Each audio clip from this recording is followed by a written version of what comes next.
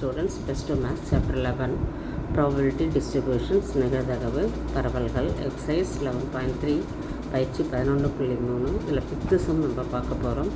If x is the random variable with the probability density function f of x given by f of x is equal to x plus 1 minus 1 less than or equal to x less than 0 which is equal to minus x plus 1 0 less than or equal to x less than 1 which is equal to 0 otherwise, then find the distribution function f of x and second subdivision வந்து பார்த்தீங்கன்னா p of minus 0.5 less than or equal to x less than or equal to 0.5.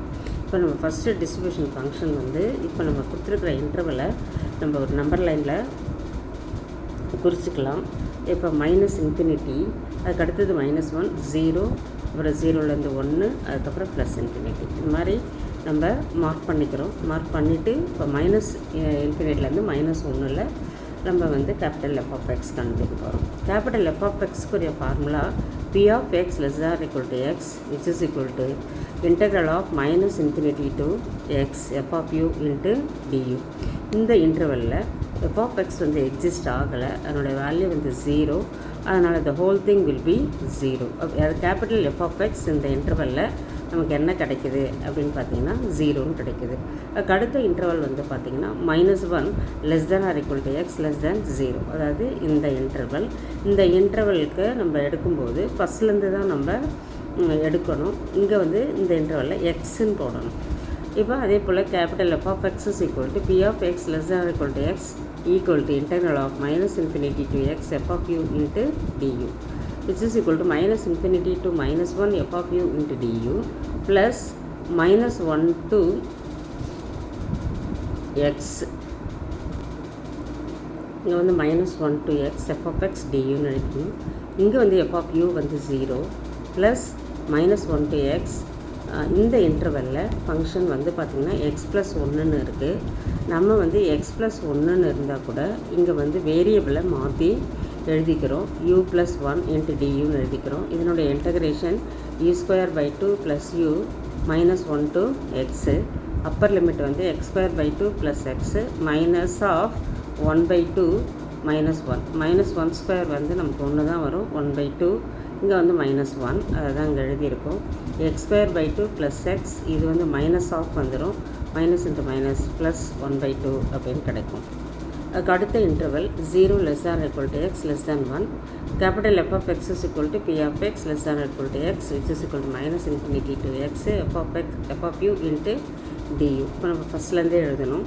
minus infinity to 1 f of u into du plus minus 1 to 0 f of u into du plus 0 to x f of u into du. இப்போ இந்த first வந்து f of x வந்து exist ஆகலான்றதுனால அந்த function வந்து 0 plus minus 1லேருந்து 0. அங்கே இருக்கிற function வந்து பார்த்திங்கன்னா எக்ஸ் ப்ளஸ் 1ன்னு இருக்கும். நம்ம யூவில் வந்து மாற்றி எழுதிக்கணும். u + 1 into duன்னு எழுதிக்கணும். ப்ளஸ் அதே போல் இந்த இன்டர்வலில் அதாவது 0 to 1ல் வந்து நமக்கு என்ன இருக்குது அப்படின்னு பார்த்தீங்கன்னா மைனஸ் எக்ஸு ப்ளஸ் 1ன்னு இருக்கும். இப்போ யூக்கு சேஞ்ச் பண்ணிவிட்டு -u + 1 into duன்னு எழுதிக்கிறோம். அதுக்கு அடுத்த ஸ்டெப்பில் இது ஃபுல்லாக 0. இது வந்து u²/2 plus u minus 1 to 0 plus அதே போல் -u²/2 plus u 0 to x. அதுக்கு அடுத்த ஸ்டெப்பில் அப்பர் லிமிட் வந்து 0ன்றதுனால ஃபுல்லாக இது ரெண்டுமே 0 ஆகிடும். Minus of -1 the whole square வந்து 1/2, இங்கே -1 ப்ளஸ் இங்கே எக்ஸு வந்து நம்ம சப்ஸ்டியூட் பண்ணும்போது -x²/2 ப்ளஸ் எக்ஸ் -0ன்னு வந்துடும். இங்கே வந்து மைனஸ் ஆஃப் வரும். மைனஸ் இன்ட்டு மைனஸ் ப்ளஸ் 1/2 வந்துடும். இங்கே வந்து -x²/2 ப்ளஸ் எக்ஸு இதை அப்படியே எழுதிக்கிறோம். Which is equal to rearrange பண்ணி எழுதும்போது -x²/2 ப்ளஸ் எக்ஸ் ப்ளஸ் 1/2ன்னு எழுதிக்கிறோம். லாஸ்ட்டில் வந்து 1 less than or equal to x less than plus infinity same f of x வந்து நம்ம அதனுடைய டெஃபினேஷன் எழுதிக்கிறோம். p of x less than or equal to x which is equal to minus infinity to x f of u into du. இப்போ minus infinity to -1 f of u into du plus -1 to 0 f of u into du plus 0 to 1 f of u into du plus 1 to x f of u into du. இதில் வந்து function 0 இதில் வந்து X plus ஒன்றுன்றதுனால நம்ம you plus ஒன்றுன்னு எழுதிக்கிறோம். இதில் வந்து minus X plus ஒன்றுன்றதுனால மைனஸ் யூ ப்ளஸ் ஒன்றுன்னு எழுதிக்கிறோம். இந்த இடத்துல ஃபங்க்ஷன் எக்ஸிஸ்ட் ஆகலை, அதனால் இதுவும் நமக்கு 0. இது ரெண்டுமே நமக்கு 0 ஆகிடும்.